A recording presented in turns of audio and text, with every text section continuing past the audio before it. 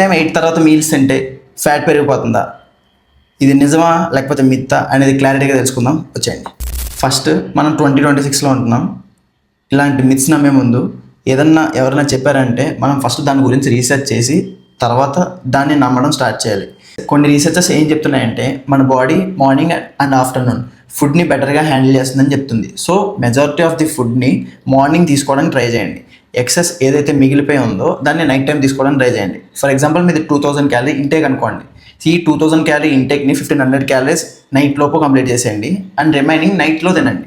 So ఇలా తినడం వల్ల అబ్జర్ప్షన్ బాగుంటుంది, మొత్తం మీ సైకిల్ అనేది ప్రాపర్గా ఉంటుంది. అండ్ నెక్స్ట్, ఒకవేళ మీరు మిగిలిపోయింది అనుకోండి, 1500 క్యాలరీస్ మిగిలిపోయాయి అనుకోండి, అవి నైట్ టైం తినండి, దాంట్లో తప్పేం లేదు. అంతేగాని అవాయిడ్ చేయొద్దు. మీ డేకి కావాల్సిన క్యాలరీస్ తినేయండి. నైట్ టైం తింటే ఫ్యాట్ ఏం పెరగదు.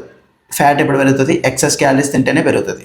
అండ్ ఇంకొకటి, మీ మీల్ టైమింగ్ అనేది ప్రాపర్గా మెయింటైన్ చేయడానికి ట్రై చేయండి. ఒకటే మీల్ టైమింగ్లో ఈ టైంకి తినేటట్టు ప్లాన్ చేసుకోండి. ఎందుకంటే మన బాడీలో ఒక క్లాక్ ఉంటుంది, సర్కాడిక్ రిథమ్ అని చెప్పేసి. ఇది మన బాడీలో మెటబాలిజంకి లింక్ అయి ఉంటుంది. ఒక టైంకి మన బాడీకి ఫుడ్ అలవాటు చేసామంటే ఆ టైంకి మన బాడీ అలవాటు పడుతుంది. అదే కొంతమంది నైట్ షిఫ్ట్స్, స్ప్లిట్ షిఫ్ట్స్ ఉంటాయి. సో వీళ్ళకి కొంచెం ఇబ్బంది అవుతుంది, బట్ వాళ్ళు కూడా సార్ట్అవుట్ చేసుకోవచ్చు. సో మిత్స్ అనేది నమ్మొద్దు. నైట్ టైం 8 తర్వాత తిన్నా, 9 తర్వాత తిన్నా, 10 తర్వాత తిన్నా, ఎప్పుడు తిన్నా ఫ్యాట్ అనేది పెరగదు. ఎక్కువ క్యాలరీస్, చెత్త క్యాలరీస్ తింటేనే ఫ్యాట్ పెరుగుతుంది. అర్థమైందని అనుకుంటున్నా. సో మిత్స్ని నమ్మొద్దు. Stay healthy.